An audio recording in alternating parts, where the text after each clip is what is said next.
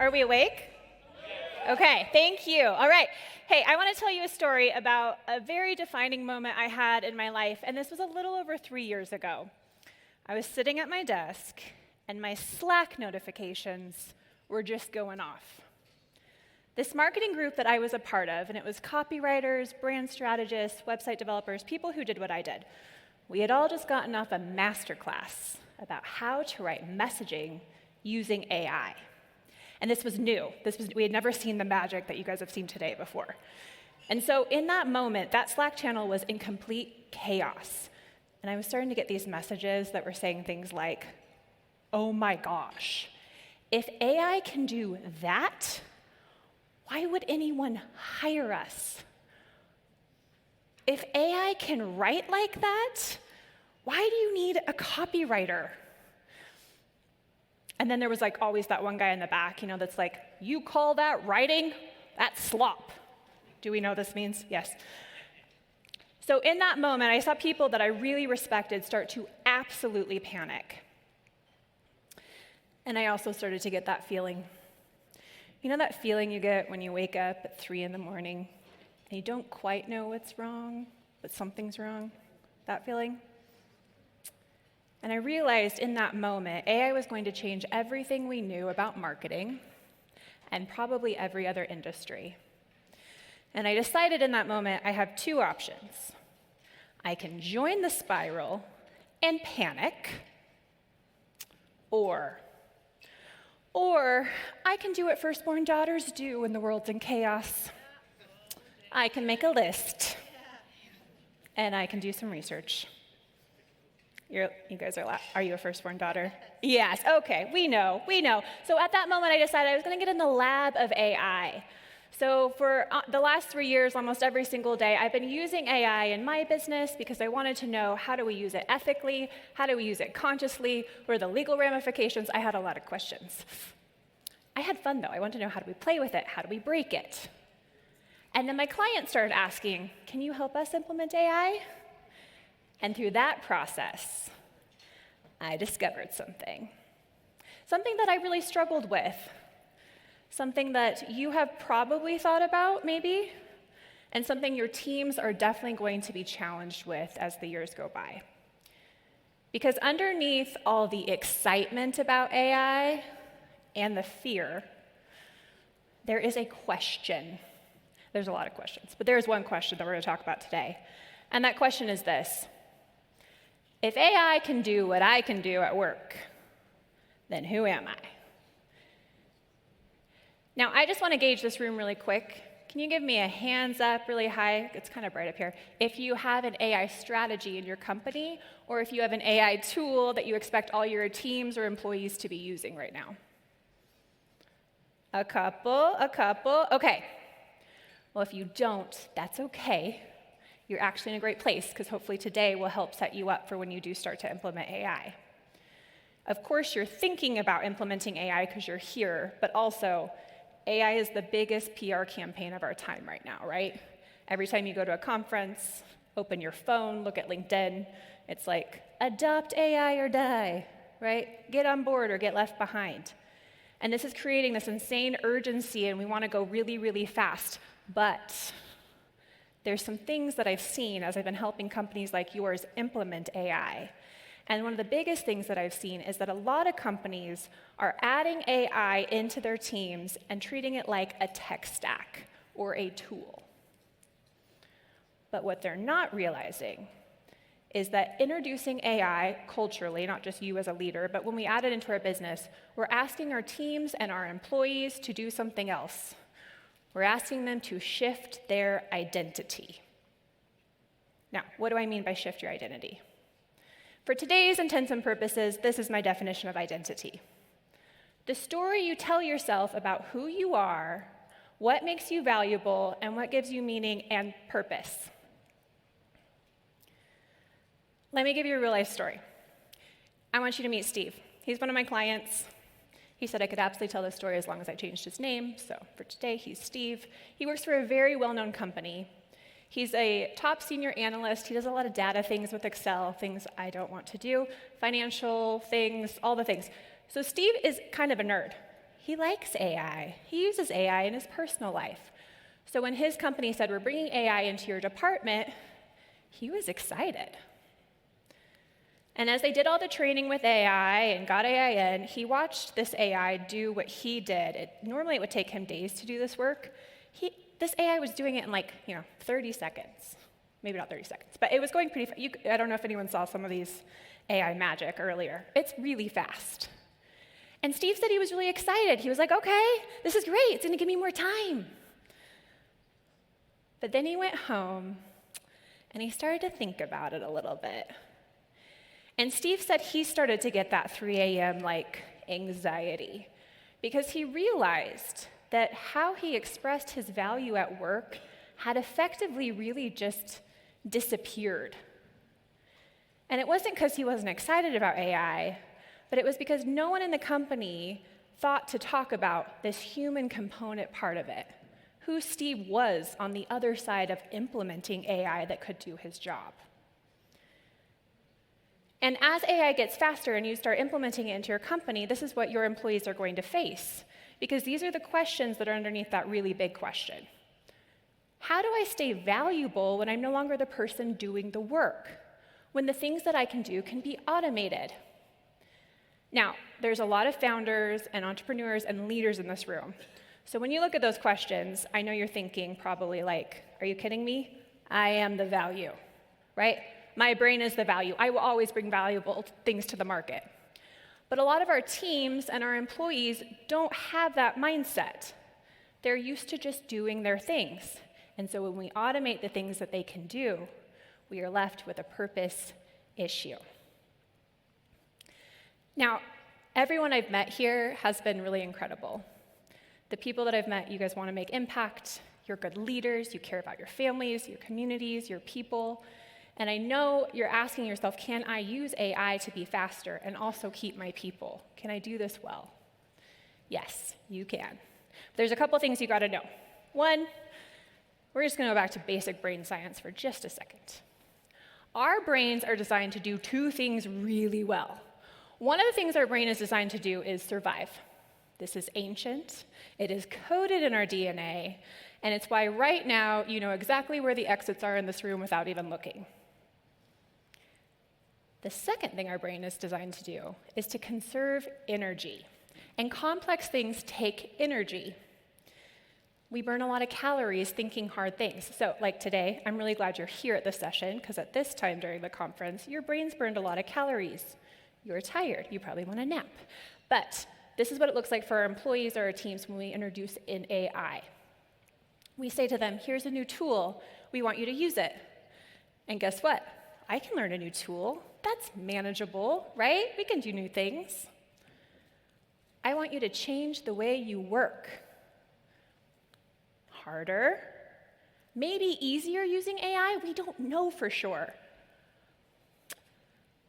Your purpose is probably going to shift. The value that you bring to this job is going to completely move, and we don't know what that looks like. Ooh. Now you've threatened my survival, and you're asking me to burn a lot of cognitive and emotional calories here. So we're reading every day in the news. I know you're reading, your employees are probably reading all these AI jobs taking over everyone's life. So people are just, this is running in their subconscious. As cool as AI is, this is the really big part that people need to pay attention to. So I'm going to borrow a very cool concept from aerospace engineering.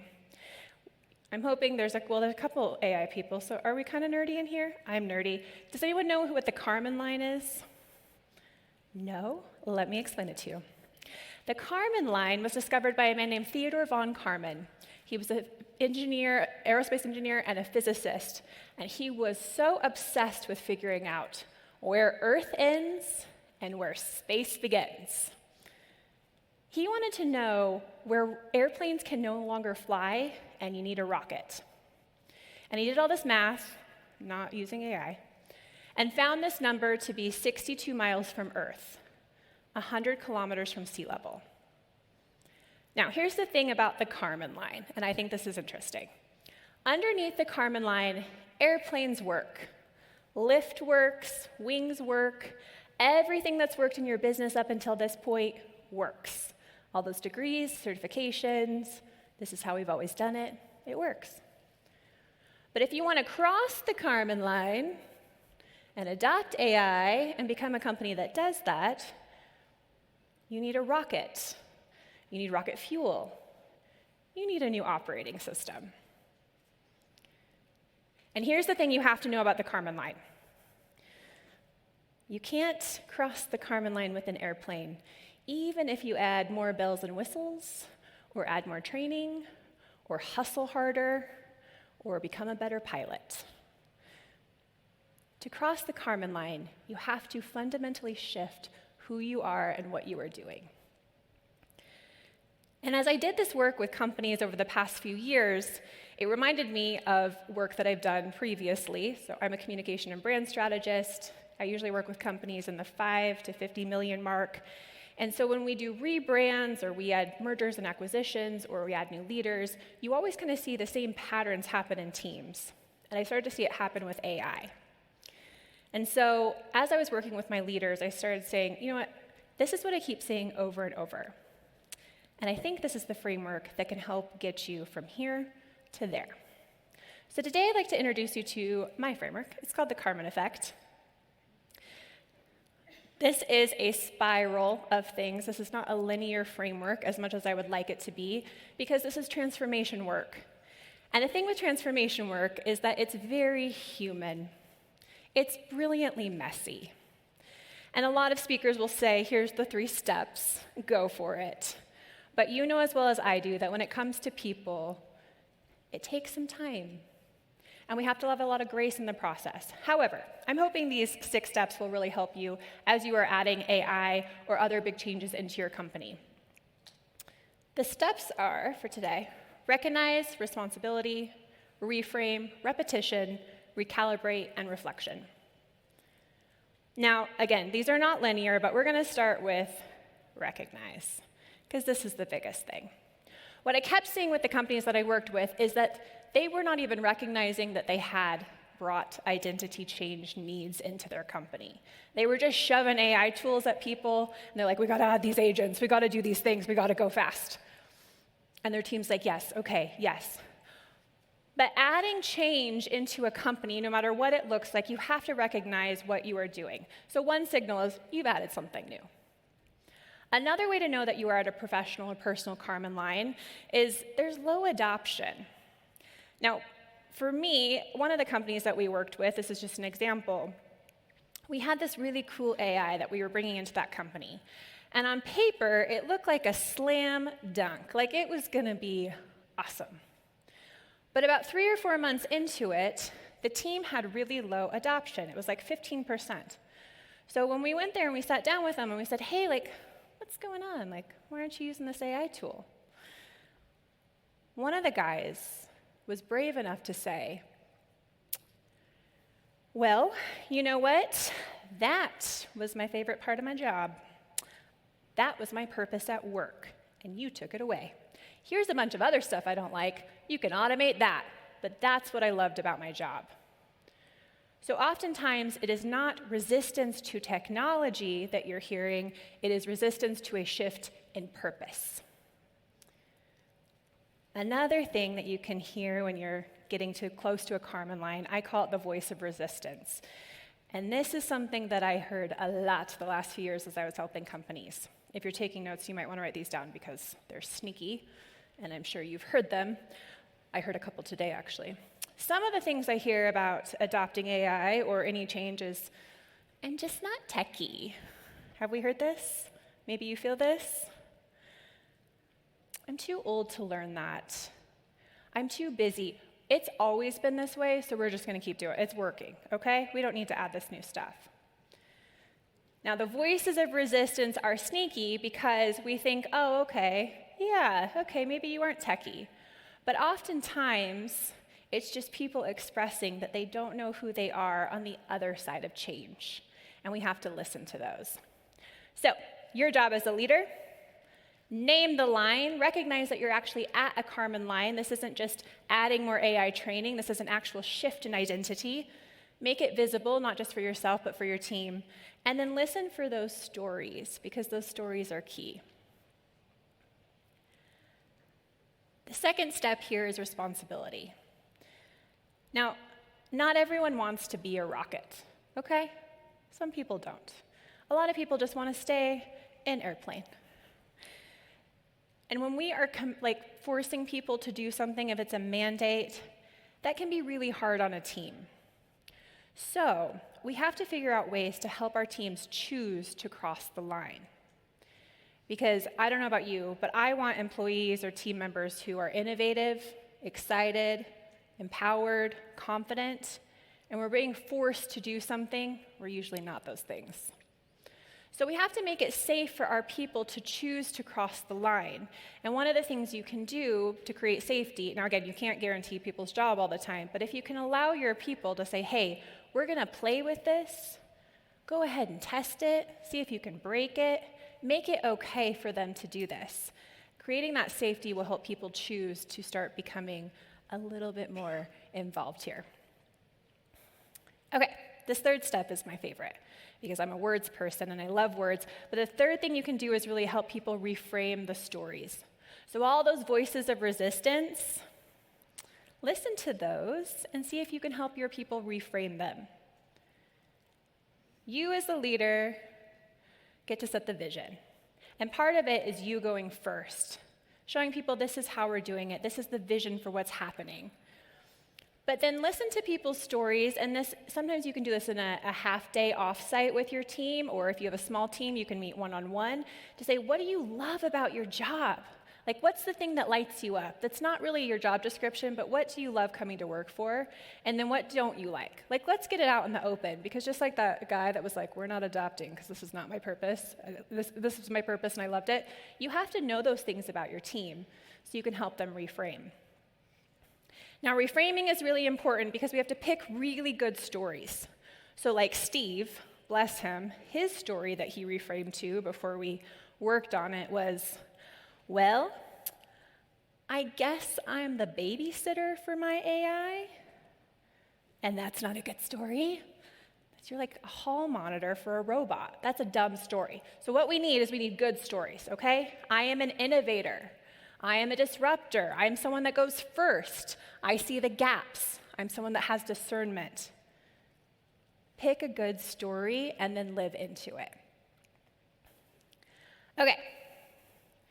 I'm big on reps. Now, neuroscience kind of has this thing where we have to do a lot of reps before we reframe. So these two pieces are a bit linear here, or a little bit part of the spiral. But with repetition, we have to let people practice. And AI can feel like cheating, right? I don't know if anyone was just in the last session, but it can feel like cheating to just plug things in and get an ebook. And a lot of us find our value in being busy and productive. And if we're not busy and productive, it can feel weird for our bodies. So we have to be able to have repetition, using AI, practicing it, using it in our personal life, asking our friends, how are you doing it? Make it part of your daily rituals to talk about how you are repping this new skill and your new story. Okay, this is also a hard part that I kept coming up against with a lot of my clients. Just like Artemis has ground control, sometimes we need people outside our company to be able to come in and help us recalibrate. Our old identity loves to come back in around the 6-month mark or the 3-month mark when we've started to make progress, and then it's like, no, you don't. So we have to be very thoughtful about this old identity coming back in as we are making progress. So this is a great time to hire an executive coach or a guide or someone that can come in that has done this work before to really help your team cross these Kármán lines. Lastly, and I know, again, AI is moving so fast. As we've been sitting here, it's updated a million times, right? So we are going to want to move faster because AI is moving faster. But you have to slow down. You have to reflect. You have to look back at the original Kármán line that you crossed and say, are these stories still serving us? What do we need to do for the next 6 months? Make this part of your weekly ritual, a monthly ritual. but we have to spend time reflecting. This is really important, so we can recognize again. So, hopefully today you will take away these tips: recognize, responsibility, reframe, repetition, recalibrate, and reflect. What I've learned through this process is that airplane thinking will keep your company grounded. But if you consciously do this work, if you go into this work with your people and your teams, and you pay attention, and you figure out, where can we recognize that we're at our Kármán line? Where can we really take responsibility to cross it? Where can we reframe our stories? Our words are so powerful. Where can we do some reps here? What can we practice? Where can we bring in help? And then finally, where can we reflect so we can cross again and again and again? Because crossing one Kármán line means you will cross multiple. I hope today you will feel like you can cross your next Kármán line, and not just cross, but I really hope that you'll be able to touch those stars. Thank you.